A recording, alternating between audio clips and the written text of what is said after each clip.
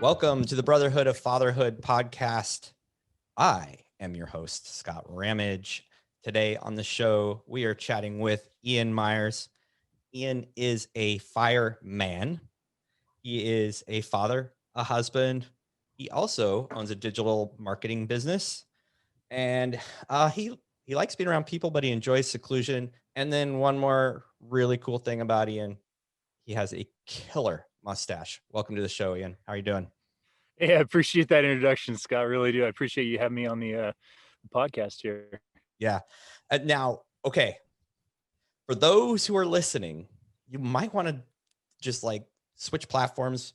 Oh, you know what? Just keep listening, but switch platforms and watch this one as well, because we have the most beautiful backdrop that we've had so far on a podcast. And so tell us. You're not talking about the mustache, are you? Okay, go a few feet beyond.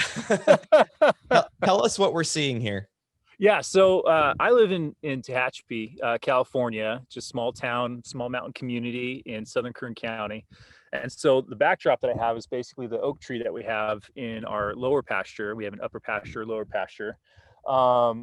Eventually it'll have a tree house built in it. We still got to get the plans on that and get everything set up, but we got our Tehachapi Mountains in the background there that gets some snow in the winter. So far we had very little snow this year, but looking forward to getting some more. Yeah. So California, beautiful on the outside. Like I said earlier, maybe not so beautiful on the inside. yeah, it's got its issues.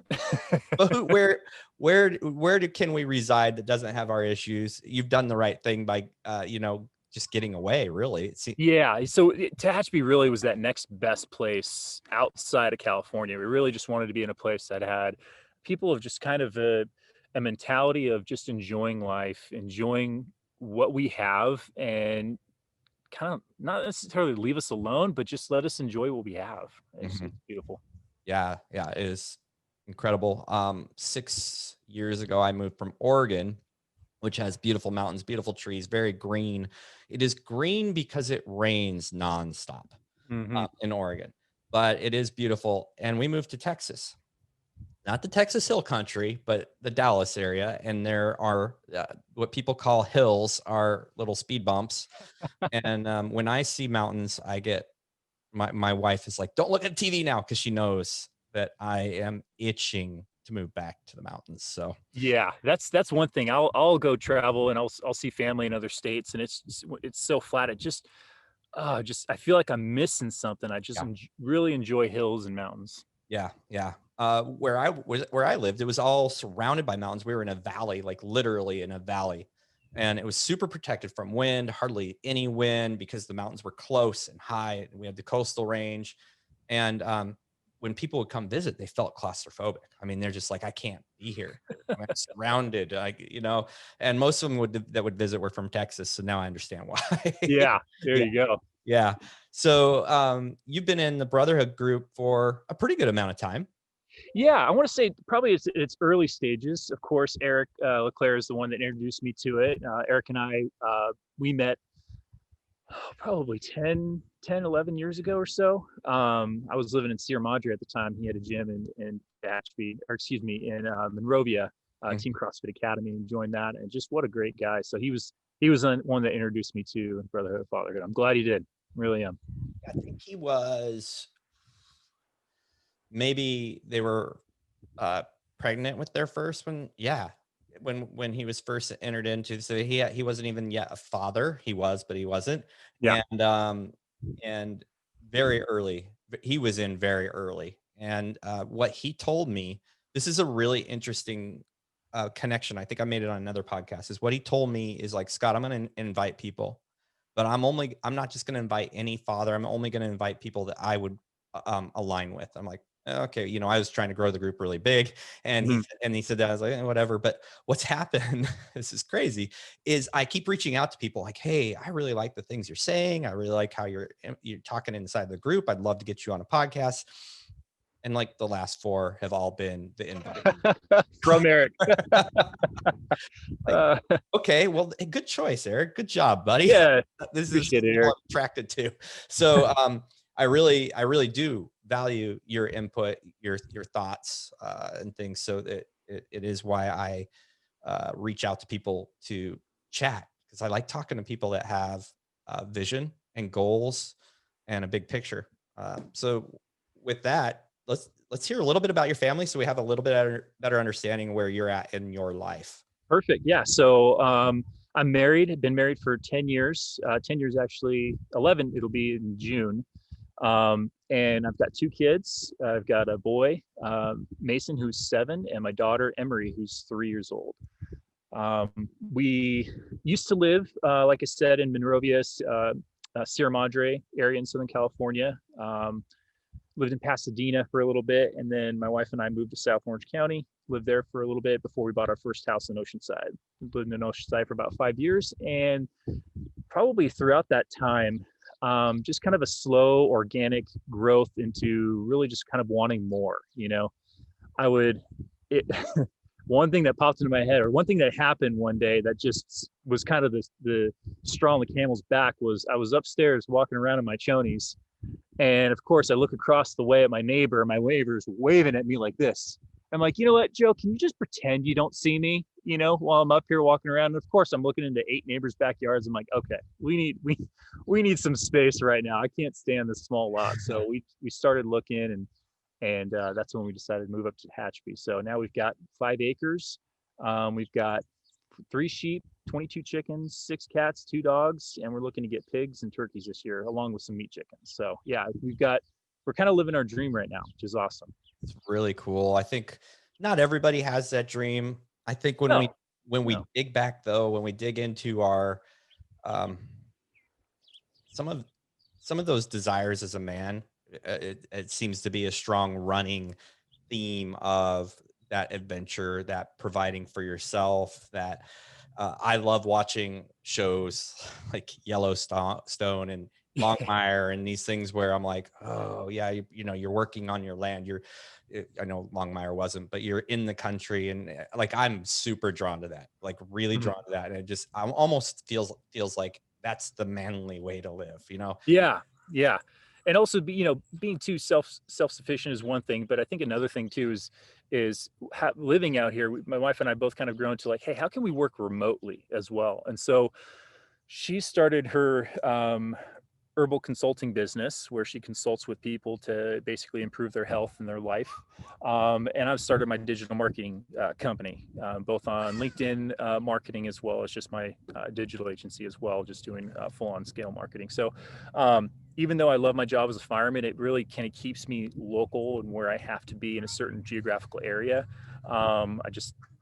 I'd like to just kind of get out there and roam around. We just got a trailer and we just want to take these road trips. And so our future is to just really enjoy the United States, really just enjoy driving around and just really get to see what we have and what we live with and what's around here. So Yeah. There is a ton of freedom in that lifestyle of working remotely, mhm. by running your own business or working for a company that allows you to work remotely. Being a fireman, definitely not a remote work No, situation. Yeah. it's fun. I definitely, and there's a lot of reward in that job. But I mean, you can get reward doing anything as long as you're serving people and you do it out of the goodness of your heart. And yes, a part of that is you're going to get paid for that service. But if you really enjoy what you're doing and you do it to better people's lives, you can find joy in anything that you do. Yeah. Yeah. Yeah. You have to identify that. I think a lot of men get stuck in I know I have in the past, the self-service, the self-serving. I'm providing for my family, and I want to, Mhm. reach certain rungs. And at that point in my life, I always had a drive to help others, but it wasn't my guiding light. And I think it's a really quick way to get lost when you don't have that as your guiding light. Absolutely. Yeah, serving other people. Um, so I'm happily distracted by your son, which is so awesome. Like, I like, this is the coolest thing. I actually really, I don't know if you like, I just shot a podcast with Alex Jowdy, and we're talking about how to manage a family. He's got 5 kids. Yeah. And at the end of it, his wife's gone. At the end of it, his daughter's just pounding on the door, and he finally opens it. This is during recording, and she's taken a piece of the molding off of the house and using it to, daddy, and so it's reality, and it's awesome. And your son's back there, almost looks like a farm boy, Yeah, he's got his overalls on. Yeah. yeah, climbing the trees. How did he's 7? He's 7. Yeah. So I can only imagine he's digging that lifestyle. You might not know He him. is. He totally is. He's, when he can just kind of go outside and just do whatever the heck he wants. If he wants to go dig a hole somewhere, by all means, go dig a hole. I think it's easy for kids to kind of get out of the realm of, oh, but I want this and I want that. And it's like, well, you don't know what you have. And it's like, you kind of have to step back a second and not really throw that in their face and just go, okay, what is it that you want? What is it you desire? What is it that you are missing or whatever? And really kind of approach that as not as, well, when I was your age, this and that. It's easy to kind of say that. It's better to just kind of go at it like, well, what are you missing? Okay, cool. Well, let's look at what we do have, Mason, or let's look at what options we do have around here. And so it's kind of changing that mindset of, well, I don't have to, well, let's see what I do have. And I'm not perfect by any means, but it's the approach that I'm learning and trying to take on that. So Yeah, that's really good. So, what is I'm pretty sure you probably homeschool. yes, so we you live? homeschool. We've been homeschooling since Mason started his school years. Mhm. Yeah, there's some struggles with it, obviously, when he doesn't want to do math or he doesn't want to read or whatever the case is, then yeah, it could be a little difficult. But for the most part, we're excited we're doing it. We're teaching our kids the values that we really cherish and hold close to our hearts. And it just helps us to better develop him in a way that I would like to see him become when he's a father or when he's a man growing up and doing his own thing. So Yeah, this is a question I ask quite often, and so I'm going to ask it to you. yeah. How was your upbringing? Because you just dropped like 4 or 5 lines about things that are visions of how you want to do and why you're doing what you're doing as a father. Yeah. So Your own upbringing? yeah, absolutely. So I'm happy to talk about that. My upbringing was not perfect. I don't think anybody's really is, but my father, I call him biological father, but my real father, he wasn't the greatest of fathers. I think is very lightly put, but he lost his temper very quickly. He didn't really hold things as far as like that were close to him. For example, his family. And there were a lot of things that were just kind of missing that a typical father should be a part. My mom divorced him when I was 7, and my mom remarried and to my stepdad, who did great. I should say he did the best he could. He didn't have any kids. He didn't have, all of a sudden he used to be, alone for 40 years, and suddenly he now has a 7, a 6, and a 5-year-old. And so I think, his ability to kind of, his lack of love, his lack of compassion, his lack of teaching was kind of part of that as well. So what I've kind of learned is to be the father that to have this ability to be the father that I didn't have as a kid. And that would be really kind of putting, my sheep just bit my computer. That's awesome. Apologize about that, but is to have those qualities that a dad should have, and that is just showing compassion, love, patience, guidance, and just being there for them. I think just answering their questions, their curiosities, their struggles that they have, and just kind of being that father that I didn't have. And so, not to say that I should be thinking about the horrible things that happened in the past. I really think that you should take what you've experienced and move forward with that and say, what could I do better? But there's things that I fail at now that I know my son will look back at and say, wow, okay, my dad failed at this. What can I do better? And that's what I hope that we can come with this, is just generationally just become better people. Yeah. So we inherently will repeat things that were modeled frequently. And so when you talk about not having the best upbringing or a father that, that for you wasn't necessarily the model of how you want to do things. I'm sure you still love him, but what, uh, give me some examples or specific things that, you're referring to. Yeah. So, I mean, he was, I'm sure some men have dealt with this in the past, but he was an abusive father. He really didn't show the his ability to really kind of withhold his anger to us as kids. It just didn't really make any sense to me at the time.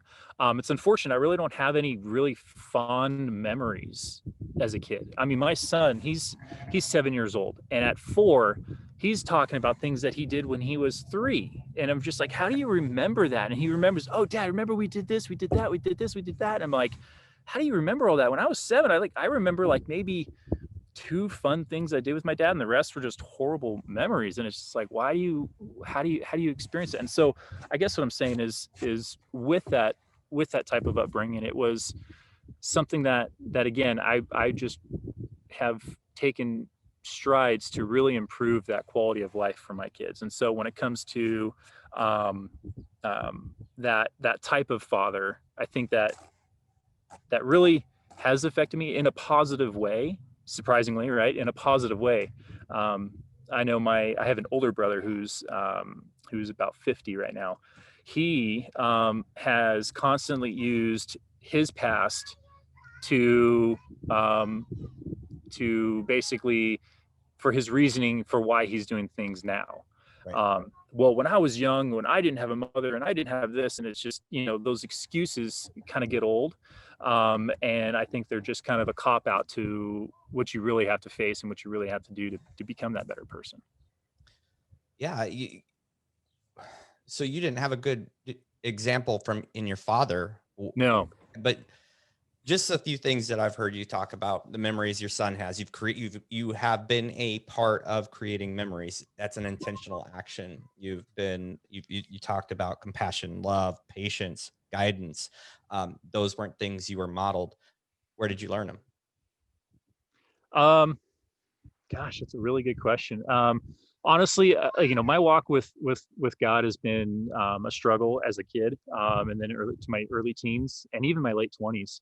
It wasn't until I had my first kid, Mason, was when really it was just like, oh my gosh, like this is. I mean, it was overwhelming, right? That first moment that your son pops out and you're holding him, it's just something that I will never forget. And so I think from really there, my walk with God has really just been something that I can say that I've fallen back on to really help me model what a father should look like. I mean, I also have examples of people who are doing it well. I've got, uncles and friends that I'm just like, man, you are doing it right now. Like, how do you do it? And just really ask them what it is that they do and how they've modeled it. And a lot of it comes down to that: patience, compassion, love, kindness, guidance. A lot of it is just like, hey, just kind of take what it is that our Father, in heaven, how He loves us, and apply that to your kids. It's not going to be nowhere near as perfect, but that's the model that I've taken. So That's incredible. Um, so did you find like specific people you were watching and modeling, or is it just like, I mean, you mentioned a bunch of things. So is there a lot of people that you kind of just picked pieces of how I want to be a father, or? yeah, so I kind of took that same mentality as a fireman. As a fireman, when you're a new fireman, you're basically looking at anybody to see what it is they're doing right to become and take those aspects and be better firemen. There may be things that you don't like about what they do, but I kind of pick and pull from people, and I go, I like this quality, I'm going to take this quality, and they may not align in my faith, but hey, this quality I really love. I'm going to take this type of quality from this person. I've really just kind of put it into a pile and go, okay, what can I do with this, and how can I become that man, that person, that husband, that father, and model it to where it's myself and make it me. So I can't say that I've drawn from one person or the other. I think there are people in my life that have been a great example of what a father looks like. But I just can't think of it off the top of my head. I don't want to name one person or whatnot, but Right. So Many men I've talked to get stuck in the I didn't have a good dad, and it's almost a crutch to be a bad father. It's A a cop out. it is it is And if that offends people, then good. sorry, because that's just exactly what it is. It's a cop out. It's not. It's something that it's an excuse to stay the same and not actually make change. Change is hard.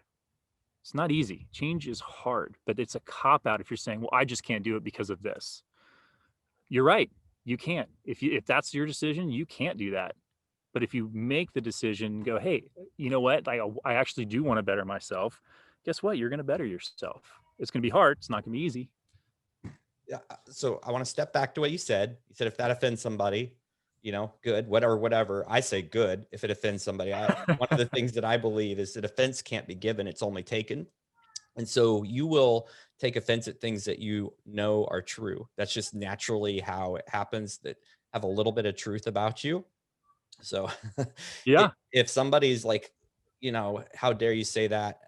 That's because you have a problem. That's because you haven't taken personal responsibility. And I agree yep, 100% with that. And if it does offend you, this is probably Ian and I's challenge to you is you need to look at yourself and see what kind of life you want to live. absolutely. Yeah. And I people call me out, and it's hard too. When I get called out on something that I'm doing, whether it's I'm being a hypocrite on when it comes to my faith, or when it comes to work, or if I'm angry if I anger quickly, my wife will put me in check and go, okay, let's think about this. Because again, that's something I struggle with is anger. And it's very easy for me to when things aren't going right, to kind of shut down and be quiet, and then just kind of anger real quickly, and just kind of just, you know what, I just want to be by myself. And that's something that I'm struggling with. And again, that's I would say that has to do with my past, but again, I'm not using that past as an excuse. I'm simply learning, okay, what did it take for me to actually get to that point, to where I shut down, and look at that time before, and the time where I was actually happy and enjoying my life and whatnot. So I look between there and I go, okay, what was it that changed within that period? And I look at that, I analyze it, and I'm like, okay, what can I do different next time? And I feel like over the years I've gotten better, and of course I got plenty of room for improvement. I'm not saying I'm perfect. Yeah, you bring up something I'm pretty passionate about and something that's completely changed my world. Growing up, my father was very loving and approachable, and he was a great dad. Not Mhm. perfect, but great dad still is. And he would call me out on things like, "Hey, I see this. Like, oh, your self talk needs improvement. Your attitude needs improvement." And it was always out of love. And so I was modeled that. And as I came into my 20s and 30s, I just had yes friends. Everything was either it's great or, shut the F up and move on. And it wasn't in interest for me. It was just that I was annoying them or they didn't like what I was doing. It wasn't until I hit my 40s that I had another person come into my life really and have that deep of a relationship where it's not candy coated. It's like, hey, you need to work on this. I'm seeing this happen. It's an accountability thing. And that's Josh, who I do the podcast with, who I do who co-founded Brotherhood of Fatherhood Uh-huh. with me. And he's willing to listen and then say, hey, look, I think your thinking is wrong. I think that you are doing X, Y. I think you need to evaluate X, Y, and Z. And he says it out of love. Do you have men like that in your family or in your circle right now? Yeah. So we do weekly Bible studies with a group of people um, in our community right now, and so we've got people that we'll reach out to that are struggling in various aspects of their lives, and it's kind of great to really see someone, when I first meet somebody that I'm like, man, this guy's got it all together. This guy's, he's a great father, this and that. And after we get to know each other, he'd be like, hey man, I'm struggling with this. I need help. And it was just like, really? Like, I Yeah. mean, it looks like you're doing great at that. And it's like, no, man, I constantly struggle with this daily. And so it's great to have those conversations with guys that you can be so approachable on things, and just be open with whatever it is, and not be that I've got it all under control. I fix my problems. I tend to have that issue. I like fixing things. I like doing things on my own. Um, And if I can't do it, it's a little frustrating, but then I'll have to kind of give up and go, okay, I'll have to take my truck to the mechanic, or all right, I'm gonna have to hire a painter or finish this work by a contractor, whatever the case is. So it's kind of knowing your limits and knowing where you can ask for help. Yeah. Yeah, for sure.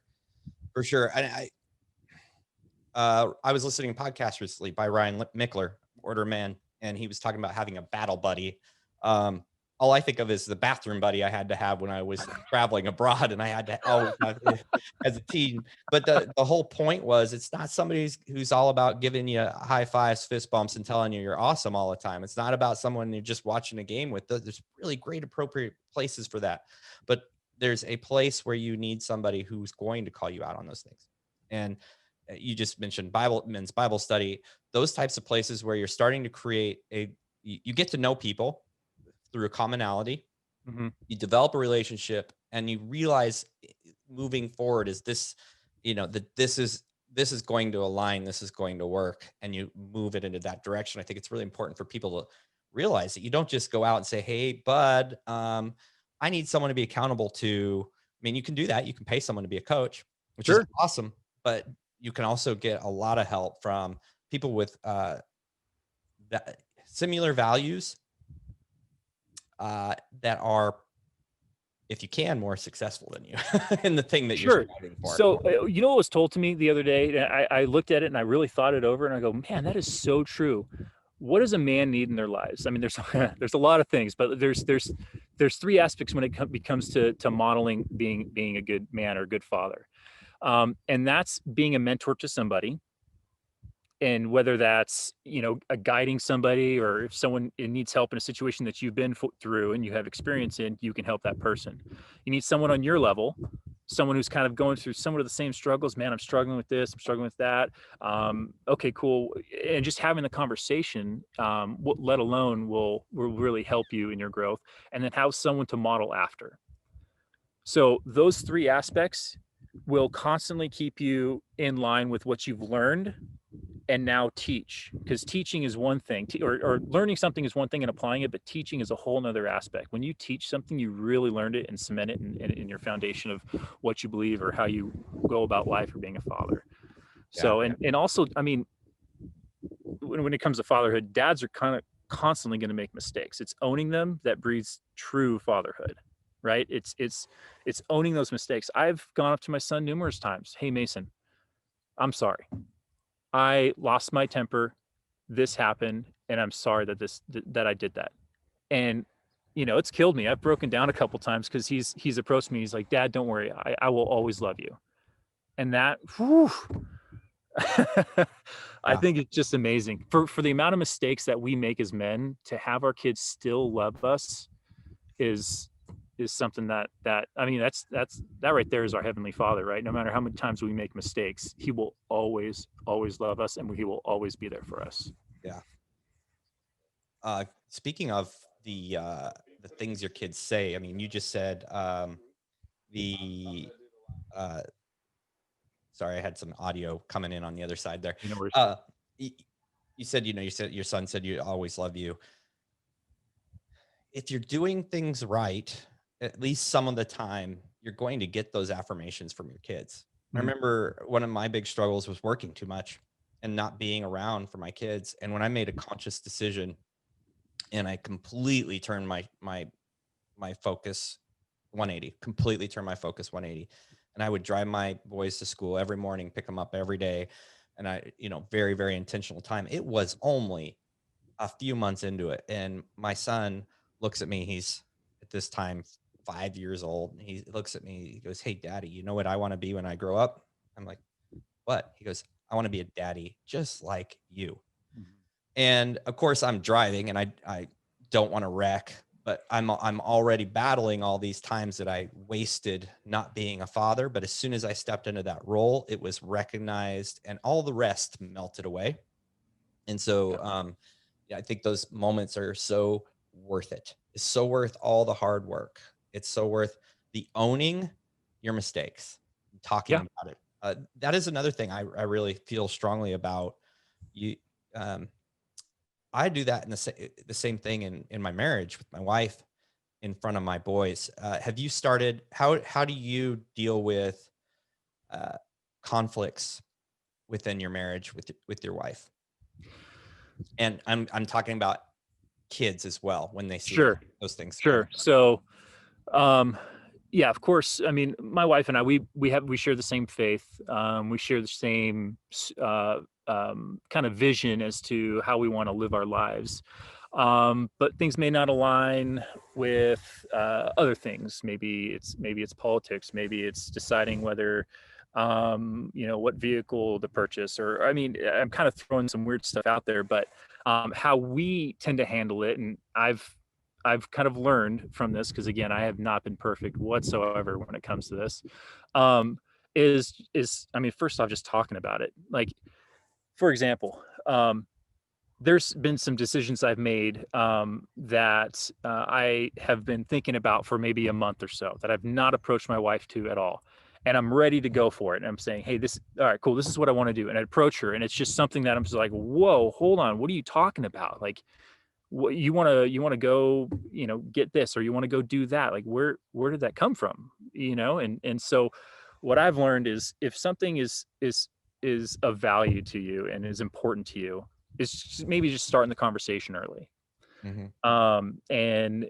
And having it be a constant dialogue. If it's something your wife is either adamantly no or something, and you're just like, man, I just envision this, I want this to happen, and let's see what I can do to make that happen. Not necessarily to manipulate her, but I want to share my passions and my true feelings on this, is to just kind of just revisit it, right?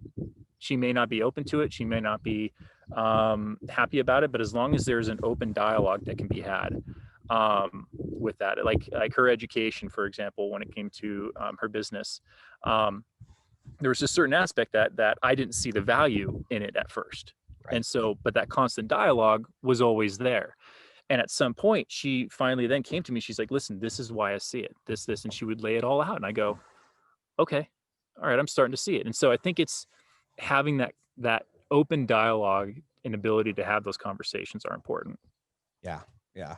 So I mess up all the time, and I mess up Guilty. in front of my front of my kids. And just like you, I will sit them down and talk them through.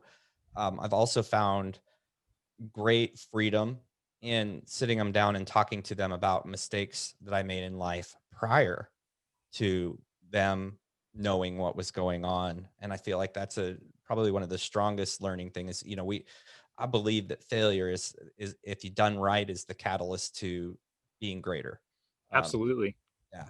And, Absolutely. That's entrepreneurship. I mean, if you kind of look at it that aspect, right. is failure leads to success. Yeah.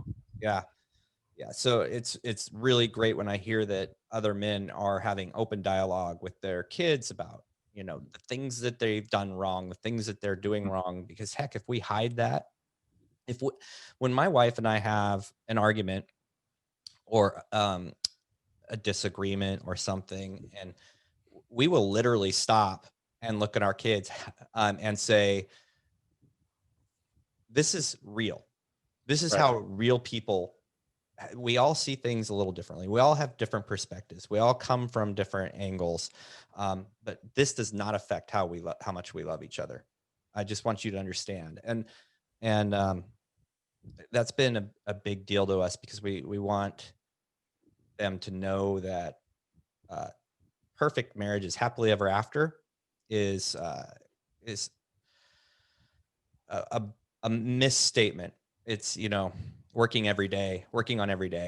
Every day is a new journey. Absolutely. I completely agree with that. Each day is another chance to really either change your past or to make your future better, and to do that with your kids involved, making decisions with your kids. Like we just bought a trailer 2 days ago. We just bought a 30-foot bumper pull trailer. So we're really excited about that. And so throughout the process, it was fun because, Mason was part of looking for things like, oh, Dad, look at that. Oh, Dad, look at this. And so I was teaching him. It was like, okay, well, first off, then maybe, this is too expensive, or this doesn't have the bunkhouse, or whatever the case is. And it was just kind of involving him with that. I think we need to really involve our kids more when it comes to making decisions as a family, because I really feel that that that alone will just kind of help build more confidence in them Mhm. as they grow, because we're not raising kids, we're raising men and women. I think that's something that really kind of spoke to me a long time ago, when we were potty training our son. That was something that was a constant struggle, even until he was 6 years old. It was a struggle, and a wise man told me, he's like, "Well, are you raising kids or are you raising men?" He's like, "Is that something you're gonna have to worry about 30 years from now?" And I was like, "Well, no." He's like, "All right, so don't put so much emphasis on that. What is going to be important 30 years from now or 20 years from now?"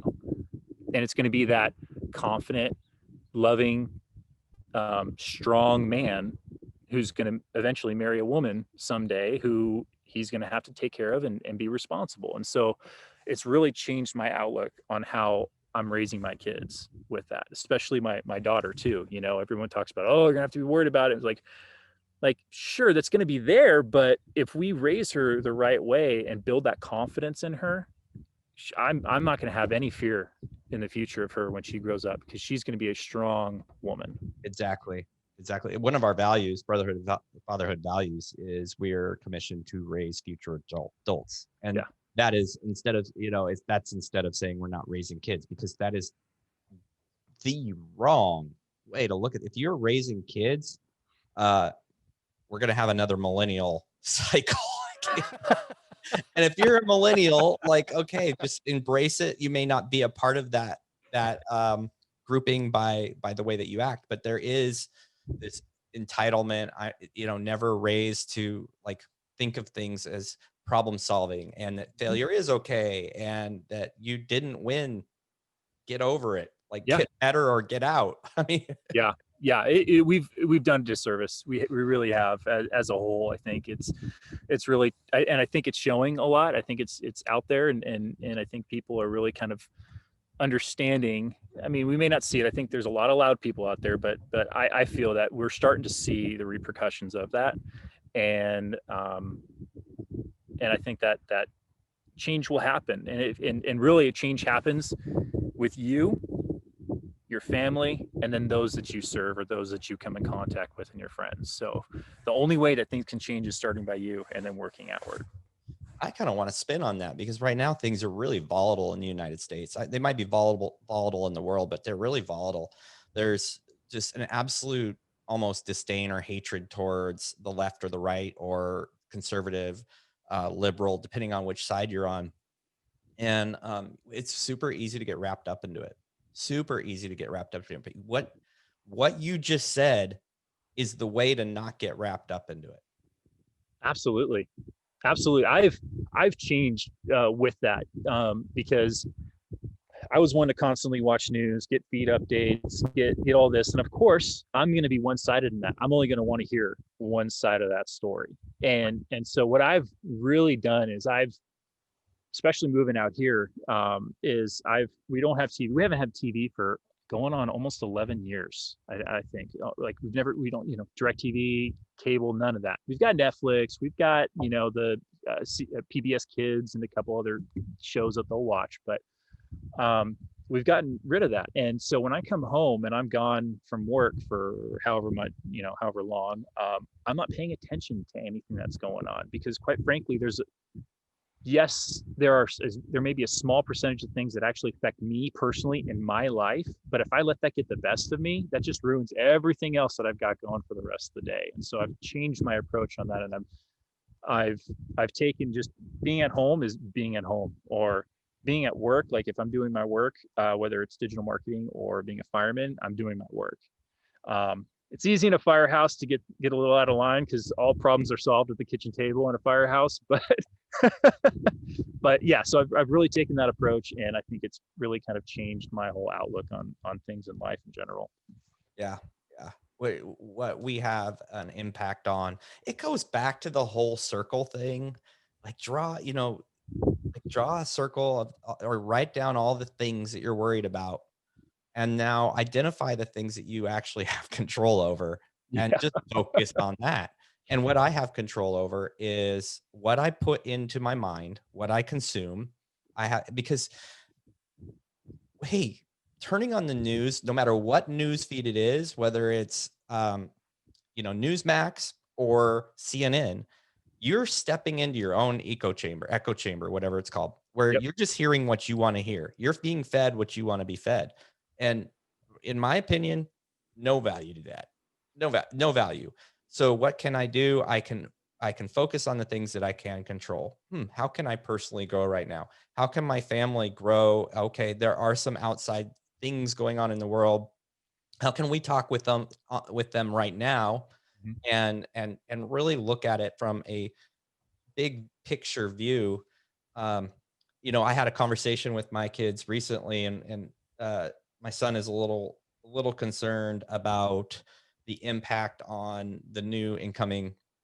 I don't know if it's done yet or not, but the incoming presidency, and how that's going to impact business, because he's very interested in business. He's like, taxes are getting out of control. I'm getting messages from my tax people that start planning now. It's going to be out of control. Mhm. And that can stress you out. But the conversation went to like, hey, look, presidency and that stuff. It's a 4-year span. Things change. What can we control right now? Mhm. And it's a really great conversation to have. But more importantly, it's um, I've said it many times, rent space. What are you willing to rent space in your head to? And if it's not giving you energy, you need to raise the rent. And it can't be afforded. So, I like that analogy. That's great. so now in the family, we just say you need to raise the rent in your head. And it's like, yeah, that's not worth my time. Yeah, Yeah, right. absolutely. And it's really boasted well for our family at least, and the ability to just kind of talk about things that we can control and can do. Like I said, we bought our trailer, and what we can control, sure, we're gonna figure out where we can go camping, whether it's on BLM or as of now in California in a different state. But yeah, it's what can we do that we can have fun with, what's not going to tear us down but build us up. And when it comes time to have those conversations, um, be quick to listen and slow to speak. If you're going to have a conversation with somebody, be quick to listen and slow to speak, because too many people are over speaking, or that's it's not the right way to say it, but too many people are speaking their mind too soon, or have made the decision already in their head as opposed to just listening. And that goes for me as well. I've made decisions in my head where I go, all right, I'll listen, but I won't respond with something right away, or say you're wrong or whatever the case is. I'll actually listen, and they may or may not have changed my mind, but either way, it's at least a conversation that was had. And I think that's a lot of people are not actually getting the chance to even speak because things are said too fast. Yeah. Uh, Josh Price will tell me, he's like, anytime I don't agree with something that somebody's saying, or something someone says makes me angry, the first question that comes to mind, I put away all emotion. The first question that comes to mind is, what do I not know? And he will just ask questions, and then ask another question, and then ask another question, and then ask another question. And it's incredible what comes out of that. It's That's an like, amazing gift. asking, and I'm working so hard. It's just keep asking questions. Like, even if you 100% don't agree with it, someone will say something, and instead of saying, I don't agree, you'll say, so how did you develop that belief? Where does that come from? Mhm. And then he's just silent. Yeah. uh, I know what you're doing to me right now. And it's so good. And I think it's a really great way to have really great discourse with people that you don't agree with, because you do really get a deeper understanding. And there may be a story that circles up. I know he was talking to me. He was talking to me about policy, and it was around healthcare. And he's like, I don't understand why you care so much. I said, hey, look, when um, Obama, I'm going to be honest. I'm going to just put the names out here. When Obama came into office and Obamacare was implemented, I was in an income bracket range where I was taxed high. I was making good money. It was self-employed. I was taxed high, so I had no, I needed to get insurance for my family. Obamacare came into place. It was $1,700 a month to cover my family with lousy coverage.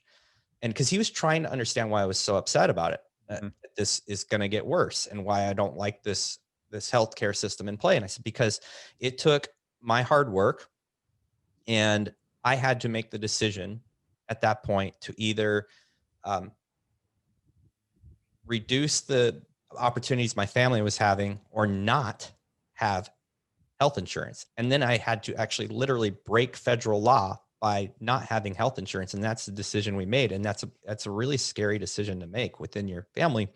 And then we found Christian Healthcare Ministries, which is a co-op, and that has been over the moon amazing for my family, because we're covered. It's $500 a month, and we have incredible coverage.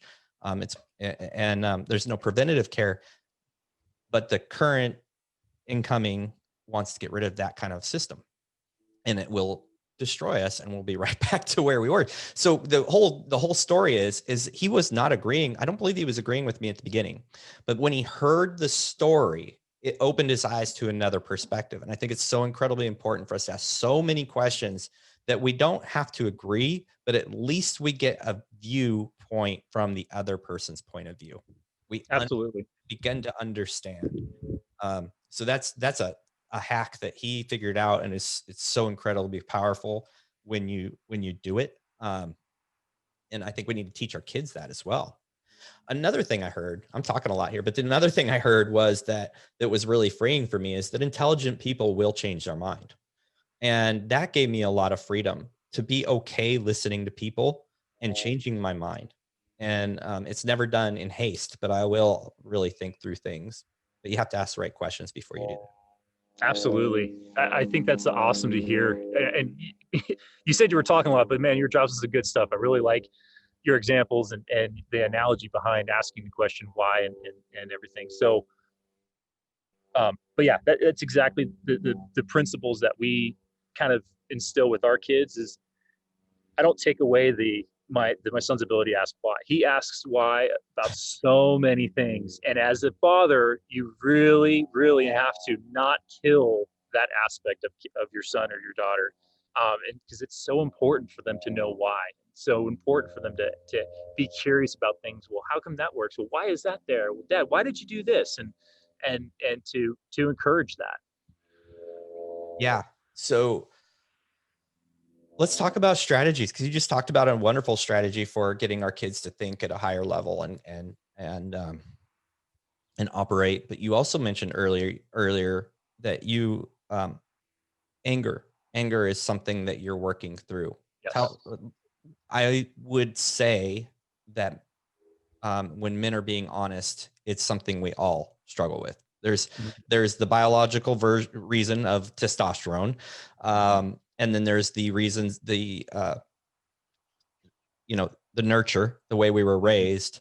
How is that battle for you? How are you doing with that, and what kind of things are you putting into place to work through those anger times of Well, anger? so yeah, so for one, when I come home from work, and I typically work anywhere between 24, 72, 96 hours at a time.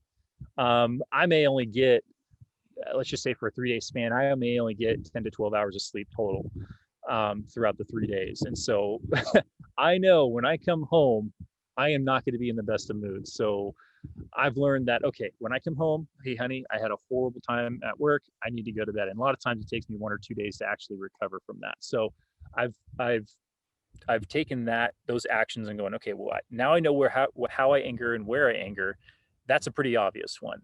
The smaller things are like involving my kids when it comes to doing a project. I go out thinking I'm going to get this project done in 3 hours, and my son wants to come with me, and I'm like, absolutely, let's go get this done. And I just never put the two and two together, going, well, it's going to take you 3 times as longer. And so I kind of of course, being a dad, you're learning every day, but I've learned to change that aspect of it, of like, okay, I want to get this project done.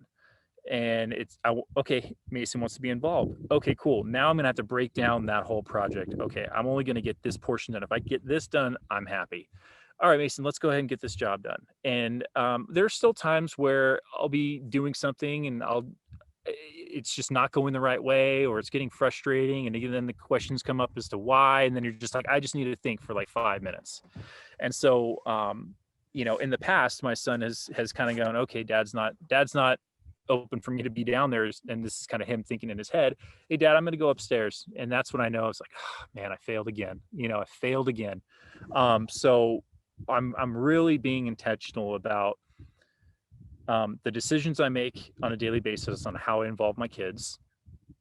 When it comes to them wanting to be a part of what I'm doing, and just being intentional that, okay, I know I'm not going to get certain things done, or if it's pressing, hey, I can't involve you kids right now. I need to get this done. But if it's not, if it's just an involvement to get the kids into doing what we're doing around the property, then by all means, I really need to be open about it. So I've kind of taken an analytical approach to it, because that's how I kind of think. I really have to know like how a tool works and how it's used and different ways it's used and why it's used this way. And so I need to be analytical about how I approach my anger. And so if I can really be mindful about when I'm triggered as far as getting angry, I can be more mindful as to controlling that anger. And the biggest thing that I've left out of this entire conversation about anger is just being in the Word with God. And that's just from a personal standpoint, religious standpoint on my end, is when I read the Bible, even if you're not a religious and you read the Bible, there's so much love and kindness and peace and joy that you can get out of just reading the Bible. But that aside, I do feel that if I spend more time in the Word, more time with God, I'm going to have God on my side, in my head, God on my side when it comes to these things happening. And it's not just me dealing with it, it's involving God with it. Yeah.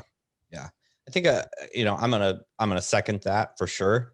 And I think there will be some guys that are turned off by that and, have a problem with the religion thing. And I'm like, so what? But So what? Yeah. I think the message really comes down to is a very solid foundation of moral character, and then also a longevity of examples. And those examples are in the Bible on how to handle everything.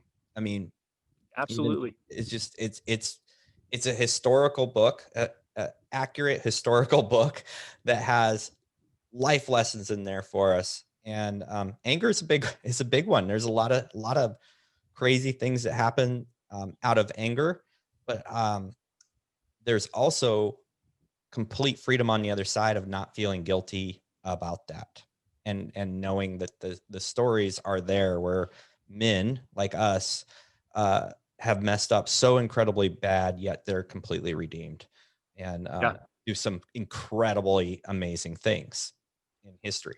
And so I get a lot of peace out of that as well. Absolutely. Well, I think honestly, I could chat with you for another 3 hours pretty easily.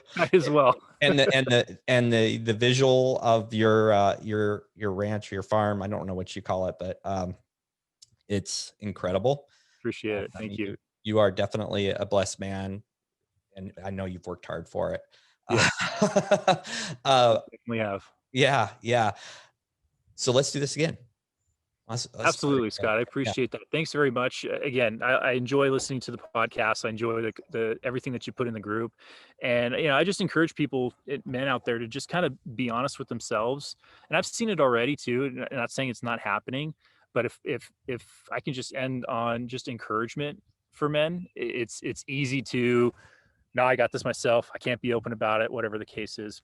My goodness, like the only way we're going to grow and become stronger men is by being encouraged by other men and also being led by other men as well. Yeah. So, just don't be shy about anything. Really, just kind of put it out there, and see what we can do to either encourage you, help you, because that's what this group is about. I agree. And on that note, thank you for being on the show. I mean, thank you from the bottom of my heart for sharing your stories, and actually some incredible lessons in here that we're going to surely highlight and make sure everybody hears. I appreciate that. I'm just another guy, you know what I mean? Like, I'm just another man on the platform, and just trying to do life right. But I appreciate that. I really do, Scott. Yeah, thank you very much. Thank you everybody for listening to this episode of the Brotherhood of Fatherhood podcast.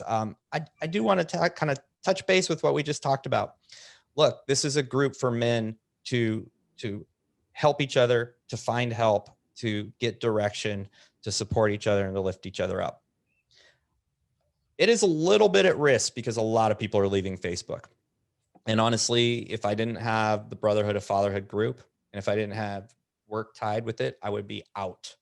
I would be out and gone from Facebook. So if you are one of those people and value anything that we have going on in Brotherhood of Fatherhood, go to Brotherhood of it's not Brotherhood of Fatherhood. Go to brotherhoodfatherhood.com, and we put in an annoying pop-up email list. So you'll go there and an email thing will pop up. There's not much on the site other than buying one of our cool Brotherhood boxes with a shirt and mug and leather patch, because you're going to start rucking because it's an incredible sport.